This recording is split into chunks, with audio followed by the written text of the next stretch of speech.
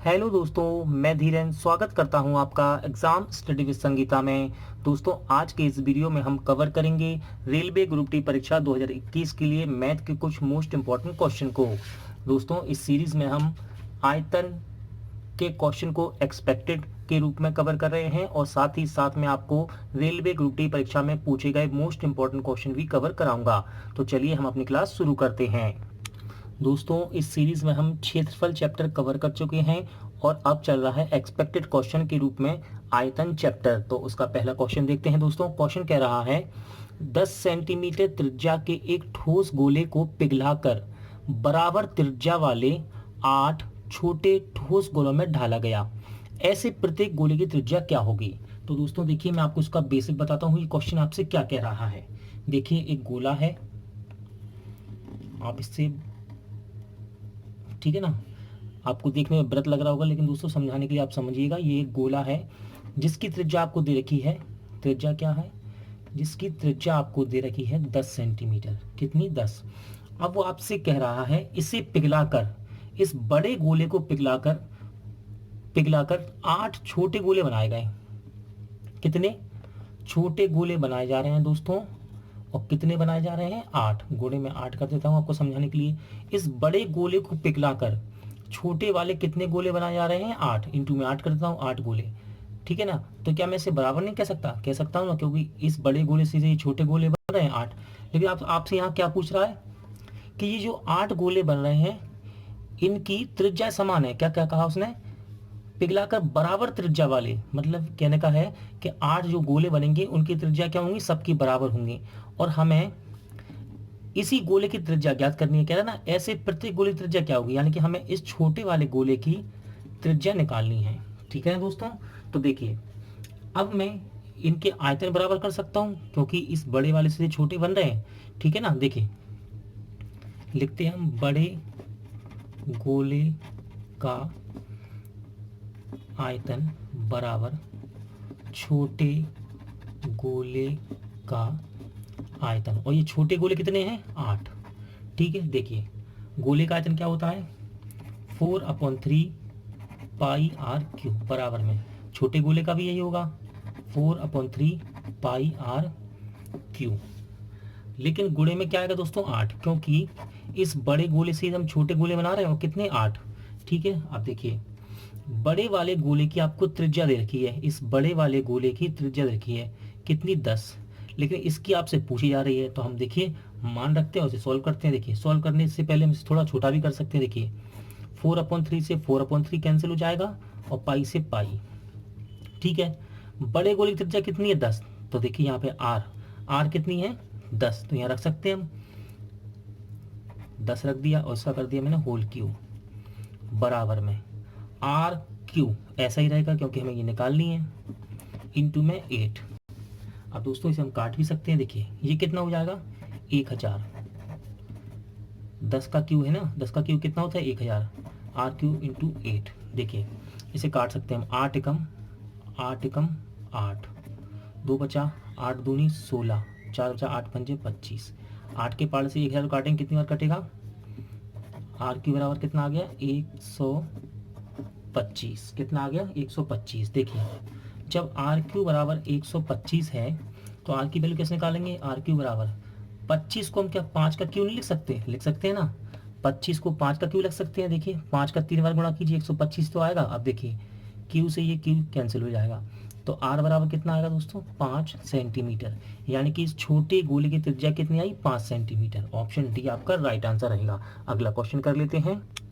इस क्वेश्चन को भी दोस्तों मैंने एक्सपेक्टेड में लिया है। देखिए, क्वेश्चन क्या कह रहा है, एक गोले के आयतन को इसके बक पृष्ठ के क्षेत्रफल से भाग देने पर 27 प्राप्त होता है। गोले की त्रिज्या क्या होगी? देखिए, मैंने आपको बार बार मैं आपसे कहता हूं कि दोस्तों आयतन क्षेत्रफल लगाने के लिए सबसे ज़्यादा इंपॉर्टेंट है आपके फॉर्मूले। और यदि आपको फॉर्मूले याद नहीं हैं तो अब तक मैंने जितने भी सेट पेपर कराए हैं आप उनकी प्रैक्टिस कीजिए, आपको फॉर्मूले खुद ब खुद याद हो जाएंगे। तो देखिए, क्वेश्चन कह रहा है गोले के आयतन को इसके बक पृष्ठ से भाग देने पर, गोले के आयतन में किससे भाग दे रहा है? गोले के बक पृष्ठ से, गोले के बक पृष्ठ से, बक पृष्ठ के क्षेत्रफल से भाग देने पर क्या प्राप्त होता है, 27, भाग देने पर 27 प्राप्त होता है, यानी कि भागफल में बराबर कितना आ रहा है, 27। बराबर क्यों किया दोस्तों, जरा ध्यान से देखिए, यदि मैं 10 में 5 का भाग दूंगा तो बराबर में कितना आएगा, 2 ही तो आएगा भागफल। इसी प्रकार ये है, गोले के आयतन में गोले के वर्ग पृष्ठ का भाग देने पर कितना प्राप्त होता है, 27। अब देखिए हमें निकालने हैं गोले की त्रिज्या, ठीक है ना। तो देखिए निकलेगी, कैसे निकलेगी, गोले का आयतन क्या होता है, 4/3 पाई आर क्यूब, और गोले का वक्र पृष्ठ क्या होता है, 4 पाई आर स्क्वायर, बराबर में कितना, 27। अब इसे सॉल्व करने का सबसे अच्छा तरीका है दोस्तों, ये जो नीचे लिखा हुआ है ना 4 पाई आर स्क्वायर, इसको आप ऊपर ले जाइए इसके गुणे में, 4/3 पाई आर क्यू के गुणे में ले जाइए, सबसे अच्छा तरीका। देखिए, और आपको पता ही है जब हम इस कंडीशन को ऊपर लेके जाते हैं, इस कंडीशन में ऊपर लेके जाते हैं कि संख्या को, तो ये बटे में चली जाती है, यानी कि ये पलट जाती है। तो पलटेंगे तो कैसे लिखेंगे इसे हम, 1/4 पाई आर स्क्वायर, इस तरह लिख सकते हैं ना, और बराबर में कितना है, 27। देखिए कैंसिल करते हैं हम, 4 से 4 कट जाएगा, पाई से पाई, ये आर क्यू है, ये आर स्क्वायर है, तो 2 आर से 2 आर कट जाएंगे, कितनी बचेगी, 1 आर बचेगी। अब दोस्तों यहाँ क्या बचा, यहाँ बचा हुआ है r/3, r/3 बराबर में 27।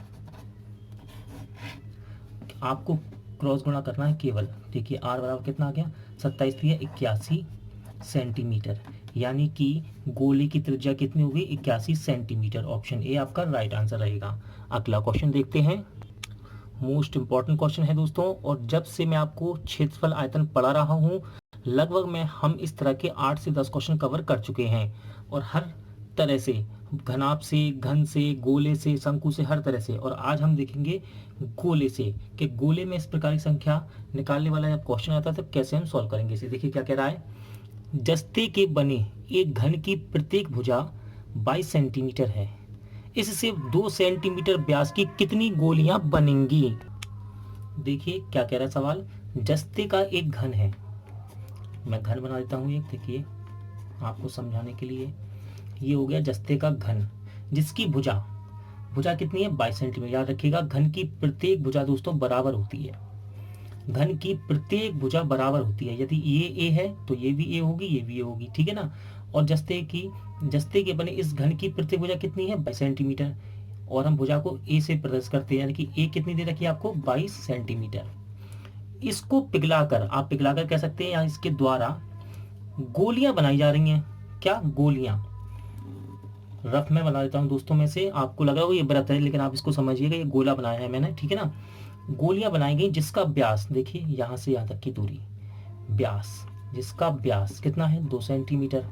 गोले का व्यास, गोले का व्यास कितना है, 2 सेंटीमीटर, तो इसकी त्रिज्या कितनी होगी, व्यास की आधी, व्यास की आधी, तो गोले की त्रिज्या कितनी हो गई, 1 सेंटीमीटर, ठीक है ना। गोले का व्यास 2 सेंटीमीटर रखा है, तो त्रिज्या कितनी होगी, 1 सेंटीमीटर, और घन की आपको भुजा दे रखी है 22 सेंटीमीटर, और आपको निकालना है इस घन से कितनी गोलियां बनेंगी। तो दोस्तों मैं आपको बार बार बताता हूं, जब भी संख्या निकालने की बात हो तो आप कुछ नहीं कीजिए, एक फॉर्मूला लगाइए, संख्या बराबर बड़े का आयतन बटे छोटे का आयतन। अब बड़ा क्या है, घन, ठीक है ना, बड़ा क्या है, घन, और छोटा क्या बन रहा है यहाँ से, गोले, या गोला कह लीजिए, ठीक है ना। बड़ा क्या है, घन, और छोटा क्या बन रहा है, गोले, ठीक है ना।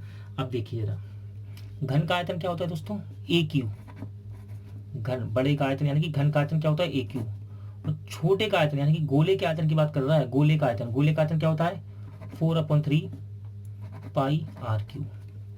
आपको सिर्फ यहाँ वैल्यू रखनी है, देखिए रखते हैं, ए यानी कि घन की भुजा ए कितनी है, 22, और तो रखते हैं 22, क्यू है तो 3 वर्ग गुणा में लिख देते हैं, बटे में 4/3 पाई का मान 22/7, आर कितनी है दोस्तों, त्रिज्या गोले की, गोले की त्रिज्या कितनी है, 1 सेंटीमीटर।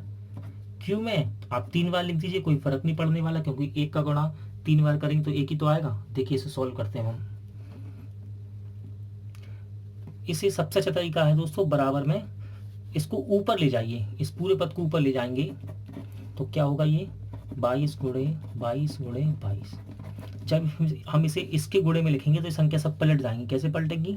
3/4, 7/22। ध्यान रखिएगा, इस पूरे पद को जब हम ऊपर ले जाएंगे इसके गुणे में तो सब पलट जाती हैं, ठीक है ना, पलट गई। और एक लिखने की जरूरत नहीं है हमें, एक का गुणा तो एक ही आएगा, ठीक है। अब इसे सॉल्व करते हैं। देखिए 22 के पारे से कैंसिल हो गया 22, 2 दूनी 4 और 2 के पारे से 11 बार, 2 के पारे से 22 को फिर काटेंगे 11 बार। क्या बच रहा है आपके पास? 11 गुणा 11 में करेंगे कितना? 121 और 7 दिया 21, तो आपके पास आ गया 21 गुणे 121 गुणा करते हैं। देखिए 21 से कम 21 हासिल लगी 2, 21 दूनी 42 और 44 हासिल लगी 4, और 21 से कम 21, 21 सर 25, यानी कि इसका राइट आंसर कितना रहेगा? 2541। तो कितनी गोलियां बनेंगी दोस्तों? 2541, यानी कि ऑप्शन डी इसका राइट आंसर रहेगा। अगला क्वेश्चन देख लेते हैं। इंपॉर्टेंट क्वेश्चन है दोस्तों, आरआरसी हाजीपुर ग्रुप डी में पूछा भी जा चुका है क्वेश्चन कह रहा है, एक छात्र को परीक्षा में उत्तीर्ण यानी कि पास होने के लिए 40% अंक लाने थे। उसने 133 अंक प्राप्त किए या फिर लाया है तथा 67 अंकों से अनुत्तीर्ण हो गया, यानी कि क्या हो गया? फेल हो गया ये, ठीक है ना। 67 अंकों से फेल हो गया तो कुल पूर्णांक कितना था, यानी कि टोटल कितने अंकों का ये पेपर था, परीक्षा थी या पेपर कह सकते हैं। तो देखिए कुल पूर्णांक हो गए दोस्तों, मैंने माना कुल पूर्णांक x था, ठीक है ना। कोई भी संख्या अपने आप में 100% होती है, ठीक है ना। तो देखिए क्या कह रहा है वो, उत्तीर्ण यानी कि पास होने के लिए 40% अंक चाहिए थे, यानी कि कुल अंकों का यदि 40% मिले तो हम क्या हो जाएंगे? पास हो जाएंगे ना। अगर 40% में पास हो रहे हैं, ठीक है ना, तो 40% में पास हो रहे हैं दोस्तों, ठीक है। देखिए 40% में पास हो रहे हैं, इसे 2 भागों में ना बांट कर हम डायरेक्ट करते हैं। 40% क्या है कंडीशन? पास होने की। दोबारा लिख देता हूं दोस्तों मैं। देखिए x का यदि 40% मिलेंगे हमें तो हम पास हो जाएंगे, और उसने कितने अंक प्राप्त किए? 133। कैसे? 133 पास किए। यदि हमें कुल अंकों का 40% मिले तो हम पास हो जाएंगे, लेकिन उसने कितने प्राप्त किए? 133, ठीक है ना। और वो 67 अंकों से फेल हो गया। जब उसके 133 अंक आए तो वो फेल है। यदि मैं इसे 67 अंक और दे दूं तो ये पास नहीं हो जाएगा। यदि हम 67 अंक और दे दें, क्योंकि ये उसके कम है अंक, कितने? 67 अंक कम है, तब तो फेल है वो। यदि हम इसको 133 अंकों में ये अंक और जोड़ दें तो पास नहीं हो जाएगा, तो हो जाएगा पास, ठीक है। तो देखिए पास होने के लिए कुल अंकों को 40% चाहिए, और वो नंबरों में कितने होंगे? टोटल 200, ठीक है ना, 200, तो इसके बराबर हो जाएगा। ये भी पास की कंडीशन है, ये भी पास की कंडीशन है। तो देखिए x का 40% बराबर कितना? 200। परसेंट आएंगे नीचे क्या आएगा? 100। 0 से 0 काट सकते हैं, 4 पंजे 20, ठीक है। गुणा कर दिए 100 का यहाँ पर, तो x बराबर कितना आ जाएगा? 500। तो कुल पूर्णांक कितने हो गए दोस्तों? 500, यानी कि 500 अंकों की परीक्षा थी। यहाँ पर आप कह सकते हैं 500 अंकों का पेपर था ये। 2 भागों में बांट कर हम इसे नहीं करेंगे दोस्तों, डायरेक्ट करेंगे। कैसे? कुल पूर्णांक कितने हैं? x, और x का यदि हमें 40% मिल जाए तो हम पास हो जाएंगे। और उस लड़के को कितने मिले? 133 अंक मिले हैं। कितने? 133। और वो फेल हो गया कितने? 67 से। यदि मैं इसको 67 अंक इसके अंकों में जोड़ दूं क्या हो जाएगा? ये पास हो जाएगा। तो ये भी पास की कंडीशन है, ये भी पास की कंडीशन है, दोनों को हमने बराबर कर दिया, ठीक है ना। इसका राइट आंसर कितना रहेगा? 500। अगला क्वेश्चन देखते हैं। मोस्ट इंपॉर्टेंट क्वेश्चन दोस्तों, question RRC Kolkata Jabalpur Guwahati group D 2013 में पूछा भी जा चुका है, और हो सकता है कि इस प्रकार का क्वेश्चन आपको भी एग्जाम में देखने को मिले। देखिए क्या कह रहा है, एक परीक्षा में कुल 65% विद्यार्थी उत्तीर्ण हुए यानी कि पास हुए। यदि अनुत्तीर्ण यानी कि फेल की बात कर रहा है, फेल, यदि अनुत्तीर्ण विद्यार्थियों की संख्या कितनी है? 420। तो विद्यार्थियों की कुल संख्या कितनी थी? तो दोस्तों कुल संख्या हम मान लेते हैं, कुल विद्यार्थी कितने हो गए? x। अब देखिए कोई भी संख्या अपने आप में 100% होगी, ठीक है। अब देखिए x का 65% तो क्या हुए? पास हो गए। तो फेल कितने हुए होंगे? x का 35%। इन दोनों को जोड़िए तो अपने आप में ये संख्या 100% बन जाएगी ना। देखिए x का 65% पास हुए तो फेल कितने हुए होंगे? x का 35%।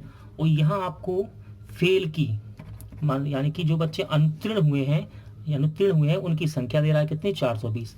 तो हम कह सकते हैं x का 35% जो कि फेल बच्चे हैं उनकी संख्या कितनी दे रखी है, 420। तो इसके बराबर होगा। सॉल्व करते हैं, परसेंट हटेगा, नीचे क्या आएगा, 100। 5 के पारे से 7 बार, 5 के पारे से 20 बार, 7 छिंग 42। ठीक है, 20 का गुणा आपको 60 में कर देंगे हम, क्रॉस गुणा। तो x की वैल्यू कितनी आएगी, 6 दूनी 12 यानी कि 1200। तो कुल बच्चे कितने हैं दोस्तों, ऑप्शन सी 1200। अगला क्वेश्चन देखते हैं। नेक्स्ट क्वेश्चन है दोस्तों, आरआरसी रांची और कोलकाता ग्रुप डी में पूछा जा चुका है। क्वेश्चन कह रहा है 80 का 30% कितना बड़ा है 25 के 4/5 हिस्से से। तो देखिए करते हैं हम सॉल्व। 80 का मतलब गुणा, 30% निकालते हैं पहले। ठीक है, और बताना है कि 25 के 4/4 हिस्से से कितना बड़ा है। तो 80 का की जगह गुणा, इसका निकालते हैं 30%। परसेंट टाइम क्या आएगा नीचे, 100। 1 0 से 1 0 कैंसिल, 1 0 से 1 0 गुणा कर देंगे, 8 3 24। तो 80 का 30% कितना आ गया, 24। अब पूछ रहा है ये संख्या 25 के मतलब गुणा 4/5 से कितनी अधिक है। सॉल्व करते हैं इसे, देखिए 5 25, 5 चौके 20। तो दोस्तों 80 का 30% कितना आया, 24, और 25 का 4/5 कितना आया, 20। और बताना है ये वाला हिस्सा कितना बड़ा है इस हिस्से से। तो कितना बड़ा है दोस्तों, अंतर कितना आ रहा है, कितना बड़ा है, 24 20 से 4, यानी कि ऑप्शन बी आपका राइट आंसर रहेगा। दोस्तों आज का वीडियो यहीं एंड होता है। उम्मीद करता हूं आपको सभी सवाल अच्छे लगे होंगे, समझ आए होंगे। पूरा वीडियो देखने के लिए थैंक यू। जल्द मिलते हैं नेक्स्ट वीडियो में।